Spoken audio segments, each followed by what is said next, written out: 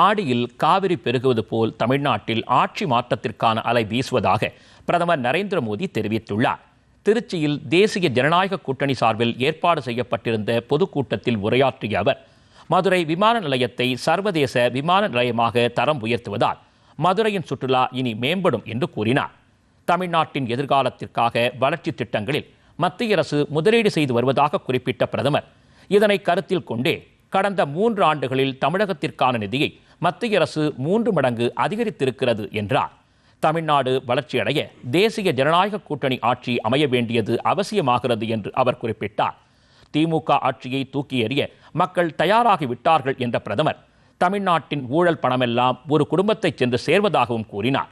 அமைச்சர்கள் மாறினாலும் சட்டமன்ற உறுப்பினர்கள் மாறினாலும் அதிகாரம் எப்போதுமே ஒரு குடும்பத்திற்கே வழங்கப்படுவதாகவும், தமிழ்நாட்டை ஒரு குடும்பத்தின் ஏடிஎம் மாடல் அரசு மாற்றியிருப்பதாகவும் குற்றம் சாட்டினார்.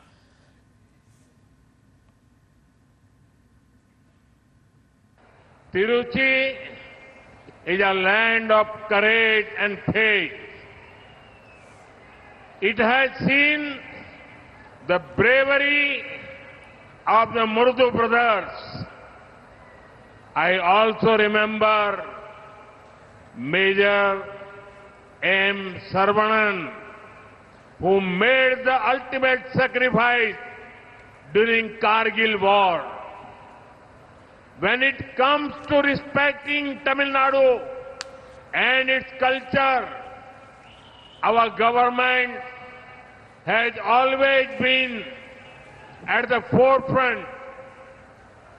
It is a matter of pride that C.P. Radhakrishnan ji, a son of Tamil Nadu, is our Vice President. A few months ago, he released a postage stamp in honor of Emperor Peruvidugu Muttaraiyar. It was a moment of pride for Tamil Nadu. தேசிய ஜனநாயக கூட்டணி பொதுக்கூட்டத்தில் உரையாற்றிய அஇஅதிமுக பொதுச் செயலாளர் எடப்பாடி பழனிசாமி, வாக்குறுதிகளை அளித்து மக்களை ஏமாற்றும் அரசாக திமுக அரசு இருப்பதாக விமர்சித்தார். கையால் ஆகாத அரசாக திமுக அரசு திகழ்வதாகவும் அவர் குறிப்பிட்டார்.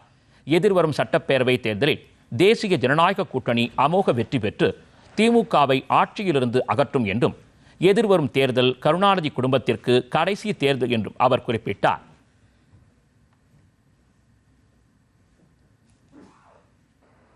தேர்தல் வந்தால் அறிவிப்பு வரும் திராவிட முன்னேற்ற கழகத்திலிருந்து. தேர்தல் முடிந்தால் அதோடு விட்டு விடுவார்கள். அதுதான் திமுகவுடைய கொள்கை. ஆனால் அனைத்து இந்திய அண்ணா திராவிட முன்னேற்ற கழகத்தை பொறுத்தவரைக்கும் பொன்மனச்செம்மல் புரட்சி தலைவர் காலத்திலும் சரி, இதயம் புரட்சி தலைவர் அம்மாவுடைய காலத்திலும் சரி, கொடுக்கப்பட்ட வாக்குறுதியை நிறைவேற்றுகின்ற கட்சி அனைத்து இந்திய அண்ணா திராவிட முன்னேற்ற கழகம் எங்களுடைய கூட்டணி.